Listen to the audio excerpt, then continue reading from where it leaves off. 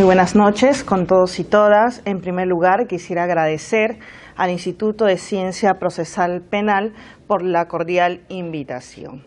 Bien, como se ha mencionado, en esta noche se va a reflexionar sobre algunos puntos del reciente acuerdo plenario número 2/2019 en torno a esta nueva medida alternativa a la pena privativa de la libertad. Antes quisiera dar una cortísima introducción.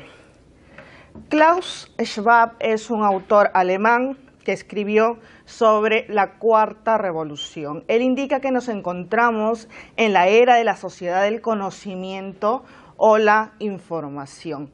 Porque, él dice, entre otras cuestiones, que a un solo clic podemos nosotros transportarnos a lugares en los que nunca hemos estado anteriormente. O también por medio de las videoconferencias podemos transportarnos a otros lugares, comunicarnos con otras personas y de esta manera se facilitan las comunicaciones. La vigilancia electrónica personal por primera vez se aplica en los Estados Unidos en los años 1970. Luego se expande a otros lugares, como por ejemplo en Europa, en los países nórdicos y también en años posteriores en Latinoamérica, como en México, Argentina, Colombia, Ecuador, Chile y en el Perú recién en el año 2017, a pesar que tenemos una normativa que data desde enero del año 2010 con la ley 29.499 que introduce el artículo 29A en el Código Penal, la vigilancia electrónica personal como un tipo de pena. Ello independientemente porque también hay una normativa específica que es el Decreto Legislativo 1322, que se publica en el mes de enero del año 2017, y luego también un reglamento, que es el Decreto Supremo 004/2017, que se publica en marzo del mismo año. Y que aquí se establece una naturaleza, como he precisado, sui generis de la vigilancia electrónica personal. Entonces se entiende a manera de introducción, para ubicarnos en el tema, no solamente como un tipo de pena por conversión a la vigilancia electrónica personal, sino también como una medida de coerción procesal. Bien, entonces lo define nuestra normativa como ese seguimiento que se hace respecto de un condenado y un procesado, respecto de un punto fijo o de otro lugar que puede ser un desplazamiento hacia el centro de estudios, el centro de labores y también un centro hospitalario. No solamente se agota en cumplir esta medida dentro del domicilio, sino también puede ir a otros lugares previa concesión o autorización del magistrado.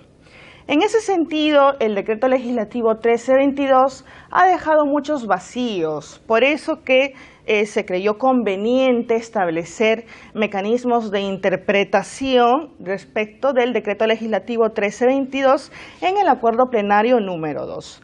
Vamos a ver algunos de ellos importantes que es necesario resaltar esta noche. En primer lugar, se saluda la decisión de la Corte Suprema a través de los señores magistrados supremos en realizar un análisis no solamente jurídico, sino también social, porque uno de los requisitos precisamente para acceder a la vigilancia electrónica personal es que la persona, el beneficiario o la beneficiaria que vaya a acceder a esta medida cuente con una solvencia económica. Como vamos a ver más adelante, si bien es un presupuesto económico que se debe cumplir, no necesariamente se exige para todos los casos, porque pueden haber algunos casos especiales que esta persona no cuente con esos medios económicos y el juez, el magistrado, dependerá de él si concede la gratuidad al 100%, al 50% o al 30%. En los primeros fundamentos jurídicos se recalca también las modalidades, a pesar que el Decreto Legislativo 1322 ya señala cuando procede la vigilancia electrónica personal, como lo había señalado en un principio.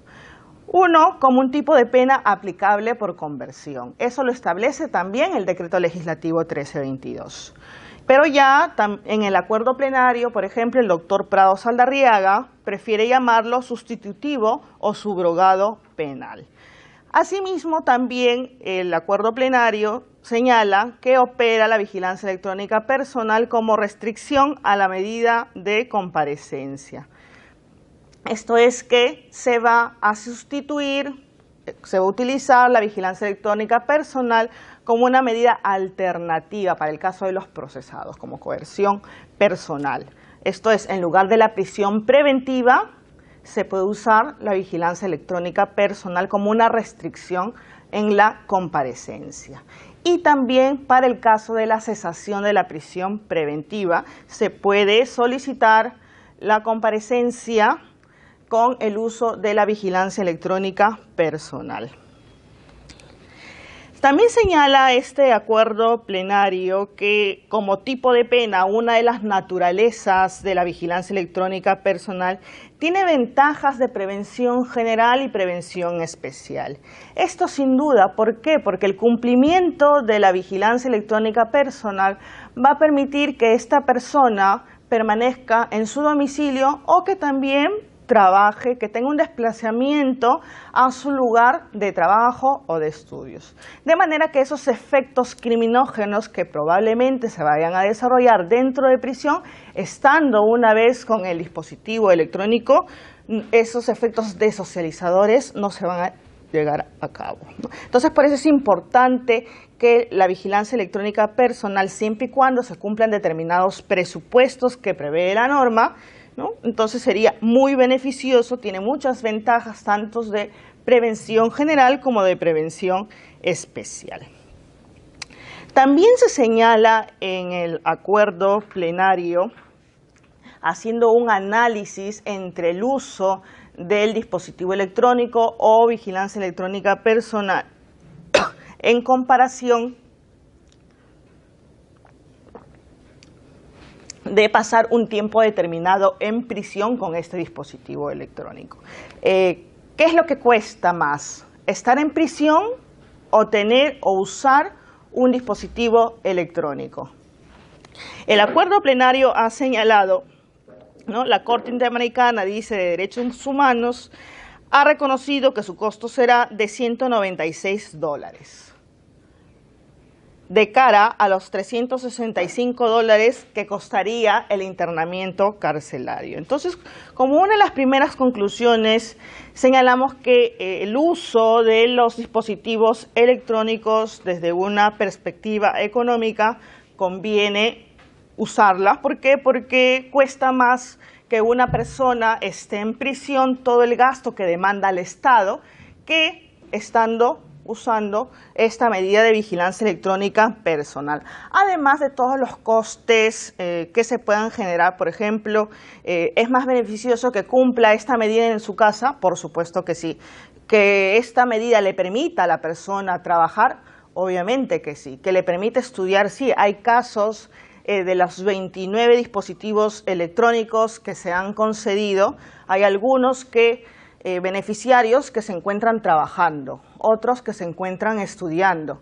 Hay un caso de una persona que hace mucho tiempo había cometido un delito y que no se había presentado, un reo ausente, pero con el pasar del tiempo él ya había estudiado una carrera, tiene 2 maestrías en diferentes universidades, pero luego sale su orden de detención y captura.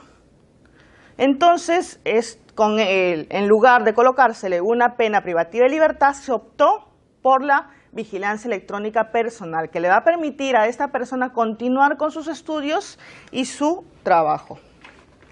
También es destacable señalar, porque el Decreto Legislativo 1322 no lo señala de manera expresa respecto del cumplimiento de esas 2 modalidades de vigilancia electrónica personal. Uno es, como ya lo habíamos señalado, dentro del domicilio, y la segunda con tránsito restringido. Pero no dice nada respecto del arresto domiciliario. Cabe señalar aquí que hay un proyecto de ley, el número 2705-2017 CR en el Congreso de la República, en el que se establece el arresto domiciliario en lugar de que el personal policial custodia a estas personas que se encuentran con esta medida procesal, en lugar que estén ellos, las personas que se encuentran bajo esta medida, utilicen los dispositivos electrónicos. Pero bien ha hecho el acuerdo plenario en señalar que respecto de la primera de las modalidades, dentro del domicilio, funciona la vigilancia electrónica personal como una medida de control para el efectivo cumplimiento del arresto domiciliario. Esto quiere decir entonces que a partir de este momento de la publicación del acuerdo plenario ya se podrán usar los dispositivos electrónicos para estos casos de arresto domiciliario. Otro punto importante que también cabe destacar es, por ejemplo, que si bien el decreto legislativo señala que se solicita parte la medida de vigilancia electrónica personal, pero también señala que es el fiscal, ¿no? Da énfasis que el fiscal puede solicitarlo, ¿no? Es parte en el proceso, pero que no se ha tenido en cuenta desde que se presenta, desde que se publica el decreto legislativo 1322. Se señala en el acuerdo plenario que si bien puede solicitarlo, si es que no lo hizo desde un principio el fiscal, puede variar su solicitud, su pretensión y solicitar una medida de vigilancia electrónica personal antes de las 48 horas de la audiencia de prisión preventiva, o incluso dice que puede variar su pretensión en la propia audiencia. Otro punto importante del acuerdo plenario es el que se señala en el fundamento jurídico número 12. Uno de los presupuestos jurídicos, para acceder a la vigilancia electrónica personal existen determinados presupuestos. Unos son los técnicos, otros son los presupuestos jurídicos y tercero, los presupuestos económicos. Respecto a los presupuestos técnicos, tiene que haber necesariamente un informe de verificación técnica. ¿Qué quiere decir? Un informe positivo de que el lugar donde se va a cumplir la medida cuente con la señal idónea, con la señal suficiente para que se haga un seguimiento, un monitoreo respecto del desplazamiento de los beneficiarios o las beneficiarias. Entonces el presupuesto técnico es indispensable y además que haya disponibilidad de los dispositivos electrónicos. Puede pasar de que ya se haya cubierto la demanda porque hay un número restringido de dispositivos electrónicos, pero que las solicitudes se sigan presentando. Para eso tiene que haber una coordinación entre los jueces y el coordinador del centro de monitoreo constante, a efectos de que se pueda saber si es que efectivamente hay dispositivos electrónicos todavía para poder conceder esta medida. Los presupuestos jurídicos vienen a ser los que señala el artículo 5 del decreto legislativo 1322. Respecto del condenado, señala la norma, el decreto legislativo 1322, que la pena no debe ser superior a los 8 años. Y respecto de los procesados, decía que el delito, la pena no debe ser superior a los 8 años. Pero aquí quedaba un margen amplio de interpretación, porque no se sabía si era la pena abstracta, los marcos punitivos que establece el delito en específico, o si era una prognosis concreta de pena. Al respecto, el fundamento jurídico bien lo desarrolla el número 12 del acuerdo plenario, que en estos casos los procesados señala debe haber una prognosis de pena concreta que no debe ser mayor a los 8 años. Tal como se ha señalado, dice, para los casos de la prisión preventiva.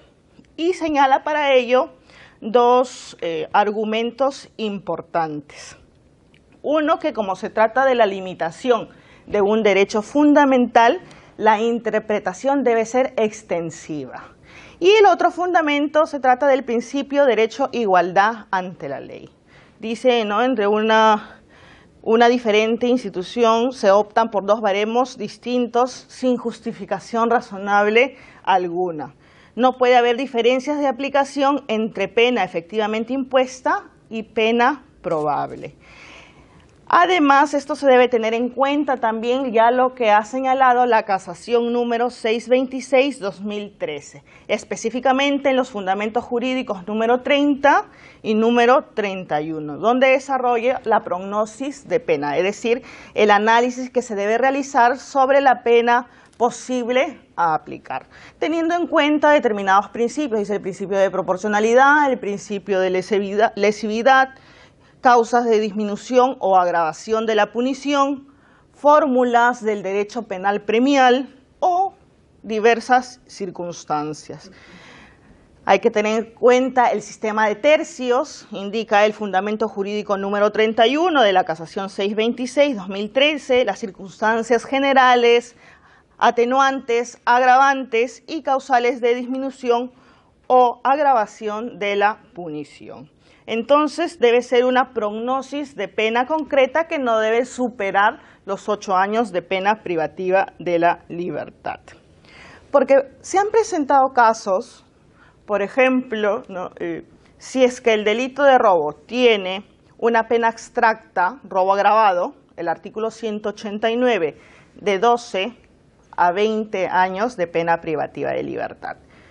Según la interpretación literal del Decreto Legislativo 1322, ¿podría o no podría acceder a esta medida? Si interpretamos literalmente, no podría acceder porque la norma señala que la pena no debe ser mayor a 8 años. Para ello es que se ha interpretado, ¿no?, que la prognosis de pena concreta no debe ser mayor a esos 8 años, teniendo en cuenta la prognosis de pena entonces concreta, porque puede pasar que esta persona tenga una sentencia inconformada, tenga una confesión sincera, que son atenuantes, y que su pena sea inferior al extremo mínimo de la pena, que puede ser en muchos casos en los que se ha concedido la vigilancia electrónica personal 6 años, 7 años, 8 años, etc. También es importante señalar lo que señaló el fundamento jurídico número 14. Indica, ¿no?, que si se cumplen con todos estos presupuestos, esto es, los jurídicos, los técnicos, los económicos, se debe conceder esta medida. Entonces solo basta con el cumplimiento para que se pueda acceder a esta medida, porque si tenemos en cuenta la finalidad que se establece en el Decreto Legislativo 1322, es de deshacinar las prisiones. Actualmente tenemos 95.000 privados de libertad. Y para ello, entre otras cuestiones, soluciones que se ha creído conveniente, el legislador penitenciario ha decidido crear desde el año 2017 nuevas alternativas a la pena privativa de libertad, y entre ellas la que es materia hoy de comento, la vigilancia electrónica personal. Pero desde que se concede la primera medida de vigilancia electrónica personal hasta la actualidad, solamente son 29. Entonces aquí tenemos que evaluar si la medida, si el decreto legislativo 1322 está cumpliendo o no esta finalidad. Creemos que con el acuerdo plenario acertado se va a incrementar el uso de estos dispositivos electrónicos y que conforme vaya pasando el tiempo también un número mayor de personas pueda acceder a esta medida. También se señalan en los fundamentos 15 y 16 del acuerdo plenario que también podrán acceder a esta medida en el marco de un proceso de colaboración eficaz. Si bien no lo señala la norma, el decreto legislativo 1322, pero sí lo hace el acuerdo plenario. Y dice exactamente, ¿no?, en la etapa, una de las etapas o fases más importantes del proceso de colaboración eficaz, que es la etapa o fase de corroboración. Y aquí se señala de manera expresa, ¿no?, porque deja un canal abierto, dice: si se cumplen determinados presupuestos, pero dice no todos, y condiciones de imposición será posible acceder a esta medida. Aquí cabe preguntarnos cómo vamos a interpretar si no todos los presupuestos se deben cumplir para acceder a la colaboración, a la vigilancia electrónica personal en el marco de un proceso de colaboración eficaz. ¿Por qué? Porque el Decreto Legislativo 1322 establece restricciones para determinados delitos. Por ejemplo, no pueden acceder a la vigilancia electrónica personal los que hayan cometido los delitos de sicariato, feminicidio, en el marco de la Ley 30.077, crimen organizado, los delitos contra la libertad sexual, los delitos de terrorismo, los reincidentes, los habituales, a quienes se les haya revocado una pena suspendida o a quienes se les haya revocado una reserva de fallo condenatorio o un beneficio penitenciario. Entonces nos preguntamos si en el marco de un proceso de colaboración eficaz no se debe cumplir con ese requisito de restricción, o sea que si alguna persona hubiera incurrido en estos delitos, me deja la posibilidad abierta para que utilice este dispositivo electrónico. Eso va a depender caso por caso, ¿no? Porque dependerá de la solicitud por parte del fiscal, las partes, el juez dependerá la interpretación que haga de este acuerdo plenario en ese sentido y también si decide concederlo o no concederlo. Otro punto importante también que cabe destacar en este acuerdo plenario se encuentra en el fundamento jurídico número 23, respecto del informe económico. Se señala que las condiciones económicas de las personas beneficiarias pueden variar. Esto quiere decir, por ejemplo, si es que a una persona se le ha concedido la vigilancia electrónica personal y realiza un pago, porque es un pago mensual de 774 soles, varía su condición económica más adelante por X razones, no significa que se le vaya a revocar inmediatamente, sino que el propio acuerdo plenario señala que el juez deberá recabar un informe socioeconómico ampliatorio para determinar si la condición económica del imputado varió de tal manera que impidió el cumplimiento de pago del dispositivo electrónico y también del servicio. Hay un caso específico de los 29 que efectivamente varió esas condiciones económicas. Esta persona al principio pagaba de manera mensual 774 soles, pero luego, porque tuvo una enfermedad grave, no le impidió esto seguir trabajando, tuvo otros problemas, presentó su solicitud para que el juez pueda evaluar la gratuidad del grillete social y efectivamente el magistrado se lo concedió, porque evaluó el informe socioeconómico que se presentó en su oportunidad. Entonces, yo creo que es bastante importante y acertado todos los criterios interpretativos que se ha dado respecto de algunos vacíos que se ha dejado en el Decreto Legislativo 1322 y su reglamento, ¿no? Entonces ya dependerá de todos los operadores al momento de evaluar caso por caso, ¿no? Añadir también que el proyecto de ley que se encuentra en el Congreso, el número 2705 del 2017, propone la creación de una comisión administrativa, porque, bueno, evaluación era muy escasa respecto de todas las solicitudes que se presentaban para efectos de conceder estas medidas. Entonces, se creyó conveniente, ¿no? El congresista, ¿no? Creyó conveniente plantear la creación de una comisión presidida por el Poder Judicial y compuesta por un representante del Ministerio Público, del Ministerio de Justicia, del INPE también, del Ministerio Público y la Defensoría, para que atienda los casos cuyas penas sean menores a 4 años de pena privativa de la libertad. Y en estos casos se expida de manera gratuita. ¿no? Entonces, para que también un número mayor que represente todos los potenciales beneficiarios que se encuentran dentro de este marco puedan acceder a estas medidas. Y también la norma, el decreto legislativo 1322, establece supuestos de prioridad, ¿no? Si es que es una persona mayor a 65 años, si es que es una gestante, si es que es una madre con el niño hasta los 3 años, si es que el beneficiario, la beneficiaria o la potencial beneficiaria tiene una enfermedad grave, tiene o es cabeza de familia, entonces tendrá prioridad en la atención, tal como lo demuestra, tal como lo interpreta el acuerdo plenario. Y esto también hacer énfasis porque no significa que si se encuentra dentro de un supuesto de prioridad no se van a atender las restricciones para el delito. Puede ser que, por ejemplo, una persona mayor de 65 años ha cometido el delito de feminicidio, ¿no? Pero tiene 70 años.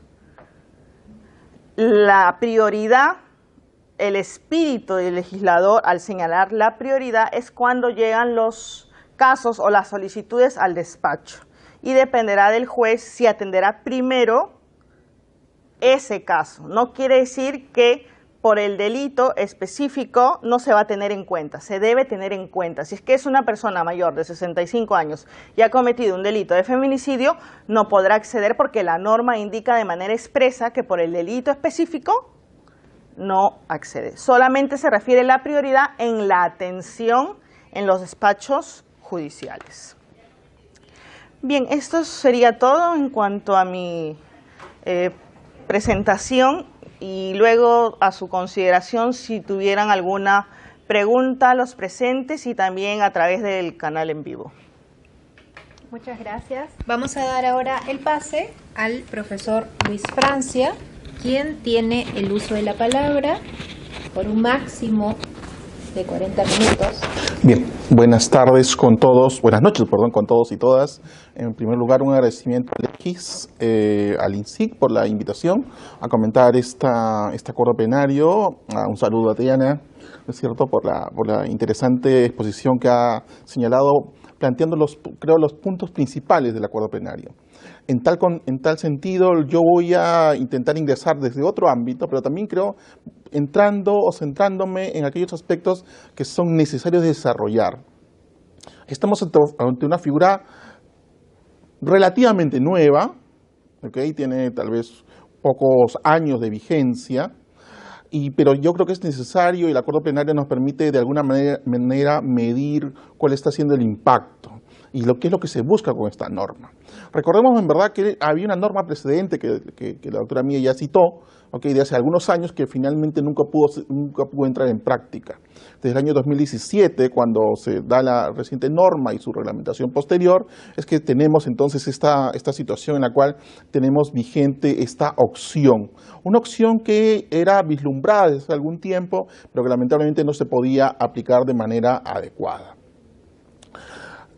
Bien, y la pregunta sería en ese contexto, ¿por qué se da una norma como esta? ¿No es verdad? Es decir, ¿por qué tenemos una figura adicional que permite márgenes de libertad para procesados o sentenciados en un contexto entonces alterno a la privación de libertad? Y yo creo que ahí es necesario establecer entonces el sistema penitenciario en el cual estamos. No es evidentemente un sistema penitenciario ordenado, con bajos niveles de hacinamiento, con altos niveles de seguridad, ¿no es cierto? No es ese el sistema penitenciario. Tenemos un sistema penitenciario como el de la mayoría de países, o en todo caso como la mayoría de países latinoamericanos, marcados por el hacinamiento. Teníamos a mayo de este año, o sea, hace unos 4 o 5 meses, 93.828 internos. Asumamos que hoy día ya hemos crecido tal vez 1.000 o 2.000 internos más. De esos 93.000 o 94.000 internos, para hablar en términos generales, nuestra capacidad únicamente llega a 39.819. Es decir, más de 50.000 internos no tendrían un espacio dentro del sistema penitenciario. ¿Okay? ¿A qué se debe esto? A múltiples situaciones. Normas que aumentan penas, normas que restringen o amplían prisiones preventivas, sobre la cual ya ayer se conversó, normas que prohíben beneficios penitenciarios, etcétera, etcétera, etcétera. Y por otro lado, tal vez, algunos podrían decir, también criterios judiciales de máxima aplicación de normas o de una aplicación bastante dura en relación hacia las personas que están sometidas a un proceso penal o han sido sentenciadas. Ese es el contexto. Ese es el contexto en el cual entonces, desde hace algún tiempo se han ido dando algunas normas que van a permitir, hacer frente a esta situación. Porque aquí yo creo que hay que hacer una tingencia. En algunas ocasiones se dice que el legislador, sea del Ejecutivo o Legislativo, no considera la situación problemática del sistema penitenciario. Yo no sería tan duro en ese aspecto. Yo creo que al contrario, de alguna manera, si bien el propio Congreso o el Poder Ejecutivo incentivan o generan normas duras o consideradas duras por el análisis que se puede hacer, también dan normas que buscan que esta situación sea resuelta. Por ejemplo, el Decreto Legislativo 1325, que hace algunos meses ha declarado en emergencia y dicta medidas para la estructuración del Sistema Nacional Penitenciario y el Instituto Nacional Penitenciario, que justamente lo que plantea es cómo hacer frente a esta crisis penitenciaria que mantenemos desde hace muchos años y que en lugar de irla solucionando, creo que en verdad cada mes que aumenta la población penitenciaria se incrementa, ¿verdad? Eso se refleja, uno, en un escaso número de personal penitenciario para atender la seguridad de los establecimientos penitenciarios. Ustedes saquen la ratio de cuánto es el personal penitenciario versus el número de internos y la verdad que es un sistema de seguridad interno y externo bastante débil, no por una falta de interés de la administración penitenciaria, sino por el número de personas destinadas al resguardo interno y externo, sobre todo ahora cuando la mayoría de establecimientos penitenciarios ya ha pasado a directa administración completa por parte del INPE, dejando a la policía ya que cumpla otras funciones, porque recordemos, por ejemplo, que penales como Lurigancho o Miguel Castro Castro, hasta hace algunos meses o años, pocos años, aún eran, ¿no es cierto?, dirigidos por personal policial, cosa que hoy día ya no existe. Y por otro lado, también problemas en relación a el tratamiento penitenciario. La capacidad de atención en materia de educación y de trabajo, que son dos elementos importantes en materia de resocialización, creo que sumando ambos aspectos no llegamos ni al 55% de la población penitenciaria o menos. Es decir, no podemos brindar dentro de nuestros establecimientos penitenciarios trabajo y educación que son ejes del tratamiento.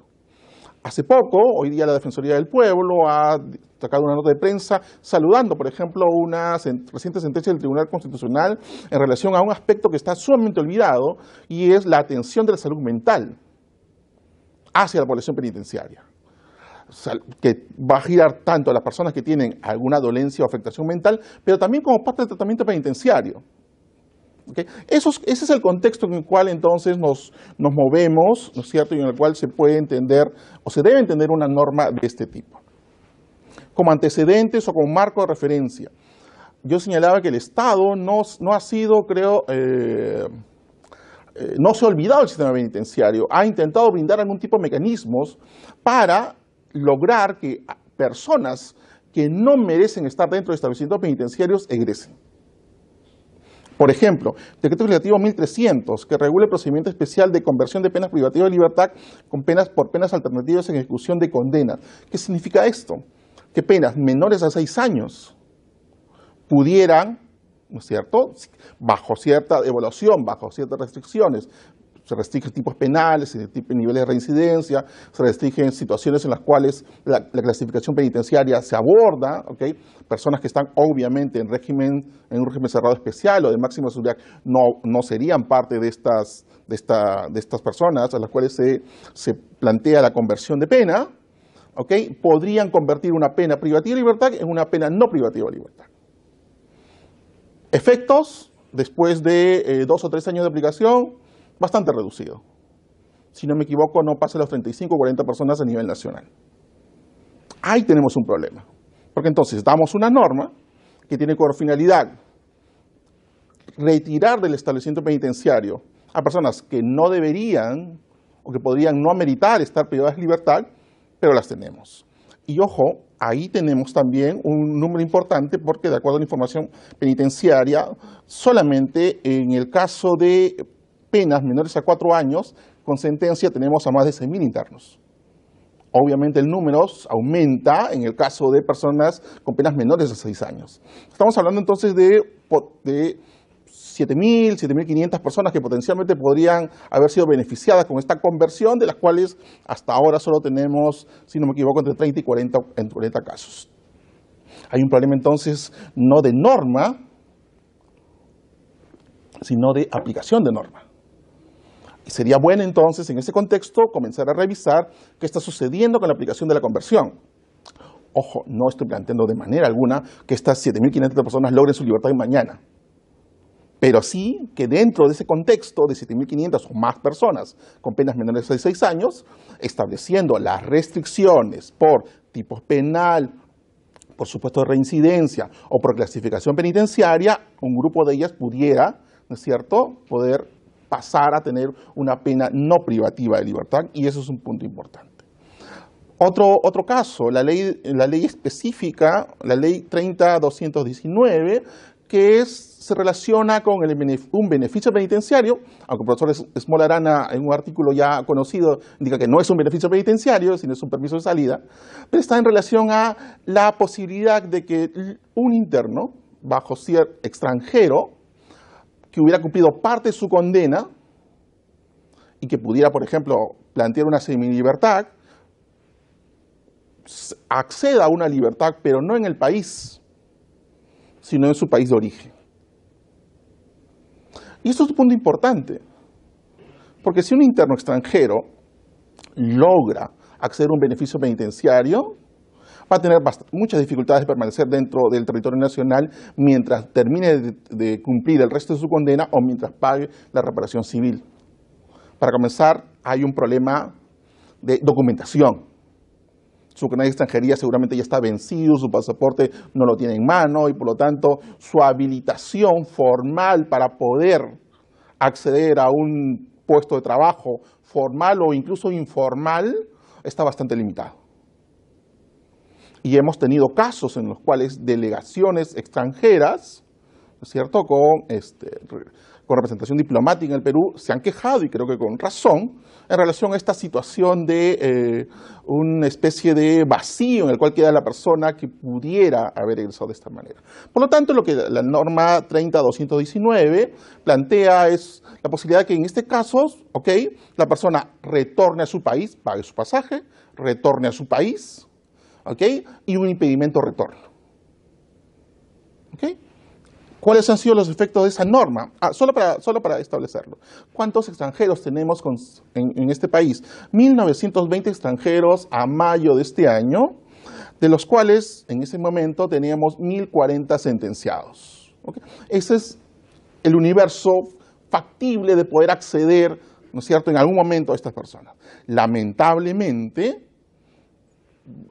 tal vez la doctora mía me pueda corregir, pero desde la época de la ministra Perestello, ¿no es cierto?, que ya va como año y medio, 2 años de no ser ministra, fue el último momento en el cual un conjunto de extranjeros españoles pudo retornar a su país. De ahí hacia adelante, entonces, tenemos una norma que también busca solucionar, ¿no es cierto?, el nivel de hacinamiento en relación a las personas extranjeras, que lamentablemente no tiene efecto práctico.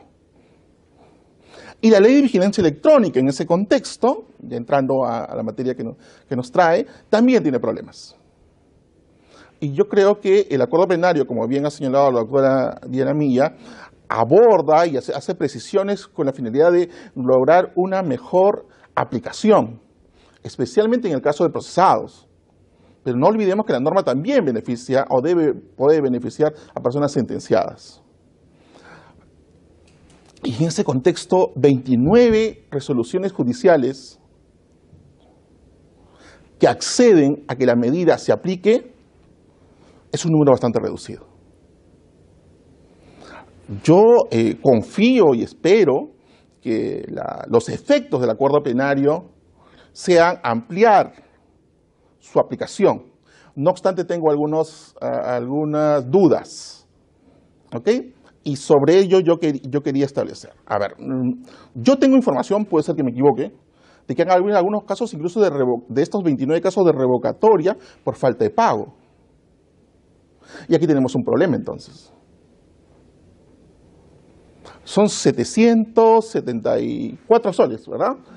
70 y tal. Sí, es un monto relativamente importante. No todas estas personas, no todas estas 29 personas, por ejemplo, tienen esta modalidad de poder acudir a su trabajo o a su ámbito de estudio. Muchas veces están circunscritas a su propio domicilio. ¿Permite esto entonces la posibilidad de que el interno o que el beneficiado pueda acceder, ¿no es cierto?, a obtener trabajo? Seamos realistas, cualquiera de nosotros es dueño de una panadería, de una imprenta, de algo así, y de pronto se presenta una persona con un grillete o una tobillera. Difícil, ¿es verdad? Difícil de obtener. O sea, ya la actividad laboral para una persona en libertad, con toda su documentación, ya es difícil, como para que en este caso ello pueda establecerse. ¿Okay? Entonces, aquí hay un tema que se debe considerar. Un aspecto que me gustaría resaltar de lo que señalaba la doctora Milla es el tema de los costos. ¿Cuánto nos cuesta mantener una persona privada de libertad? Si no me equivoco, solamente en temas de alimentación y servicios básicos, 18 o 19 soles por día, sin contar todo el tema de seguridad que incrementa eso. En la práctica, como bien se señalaba, es más beneficioso poner en libertad a una persona que mantenerlo dentro del sistema penitenciario. Ojo, con esto no estoy diciendo que demos este mecanismo de vigilancia electrónica personal a todos, pero creo que hay que revisar los supuestos de aplicación y revisar también en tal medida cuáles son los criterios judiciales que están evitando que esta norma se aplique.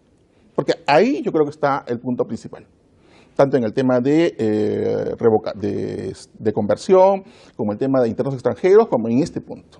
Tenemos 3 normas que han sido dadas en lógica de poner en libertad a aquellas personas que lo merecen, no a todas. Ese es un punto importante. A quienes se lo merezcan y se les evalúe, no a todas, con la posibilidad obviamente de revocar las medidas también. ¿Okay? Entonces ahí hay un punto importante. Me parece sumamente valioso este tema de homogeneizar la situación para los procesados y sentenciados que habla el acuerdo plenario, ¿okay? Pero yo en ese contexto, adicionando o planteando otros aspectos, me gustaría en ese punto ver qué opciones tenemos para ir ampliando racional y adecuadamente la aplicación de esta norma. ¿Okay?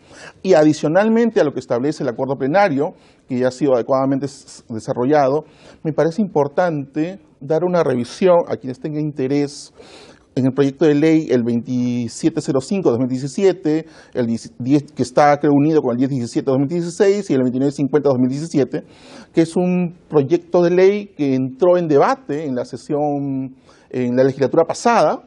Lamentablemente el debate no terminó y ya estamos en otra legislatura, por lo tanto entiendo que va a tener que ser materia de una nueva evaluación en la Comisión de Justicia, o en todo caso en el Pleno. Y este proyecto de ley plantea una alternativa que a mí personalmente en cierto momento me pareció hace algunos años cuestionable, pero que ahora me llama en todo caso una revisión más razonada en punto a la aplicación de las normas. ¿Okay? Porque más allá de algunos aspectos que luego podemos revisar de este proyecto de ley, que como vuelvo a decir ya está en el Congreso de la República y está para el debate en el Pleno, lo que hace el proyecto de ley es crear una comisión especial, ¿okay? Integrada por un representante del Poder Judicial, quien la preside, el Ministerio Público, Defensoría del Pueblo, Ministerio de Justicia, Instituto Nacional Penitenciario. Y esta comisión es la que sería, de aprobarse la norma, la encargada de conceder la vigilancia electrónica personal. Dejando de lado entonces, o apartándose de la opción legal vigente hoy día, que establece una decisión judicial. ¿Ok? Esta es una, disculpen el término, es una administrativización de una decisión que previamente o actualmente es judicial.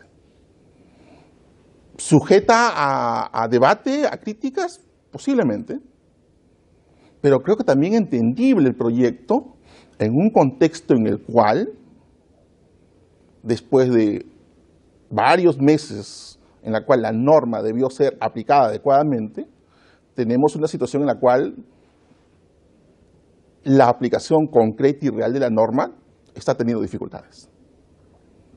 El acuerdo plenario salva alguna de ellas, amplía criterios, sobre todo para casos de procesados, pero no olvidemos que hay un universo también de sentenciados que deben establecerse o deben poder ser beneficiados con esta norma. ¿Okay? En ese contexto, vuelvo a repetir, me parece interesante la propuesta del proyecto mencionado, porque entonces define en sede administrativa, pero no única, no es el INPE, sino es una comisión donde está el Poder Judicial, el Ministerio Público, la Defensoría del Pueblo, el Ministerio de Justicia y Derechos Humanos, quienes van a evaluar esta concesión. ¿No? Entonces, me parece sumamente importante.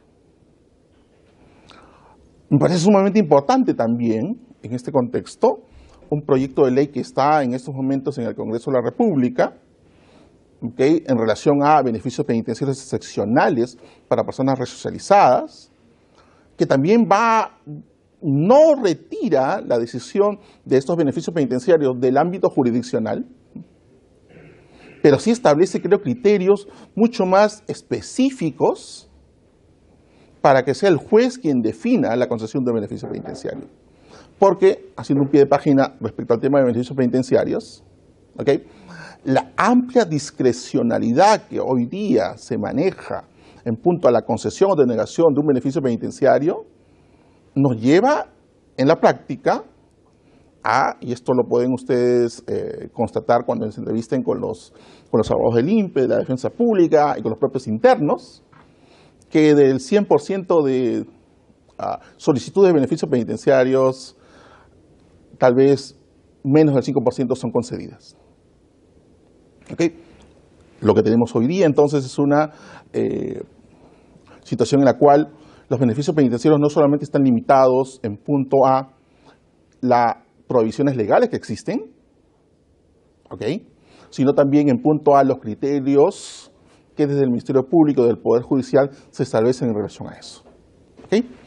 Volviendo al punto de la vigilancia electrónica, hay otros aspectos que me parecen sumamente importantes del proyecto de ley, que habría que ser tal vez debatido y comentado en otro espacio.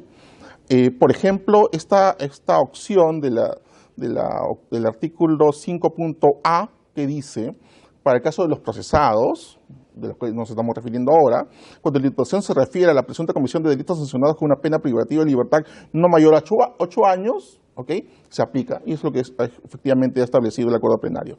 Procede también, y este es un agregado, cuando bajo las mismas condiciones hayan sido objeto de una sentencia que no tenga la condición de firme, pero que se encuentre siendo ejecutada, por ejemplo. ¿Ok?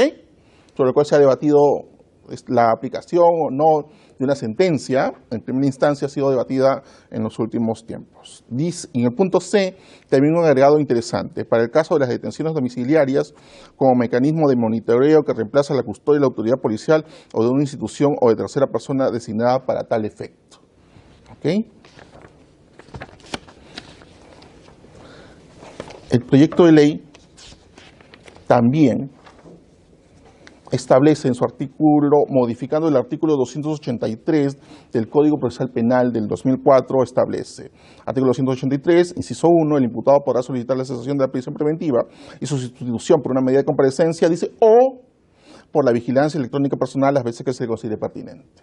Inciso 3, La cesación de la medida procederá cuando nuevos elementos de convicción demuestren que no concurren los motivos que determinaron su imposición y resulte necesario sustituirla por la medida de comparecencia. Y aquí va el agregado, o por la vigilancia electrónica personal.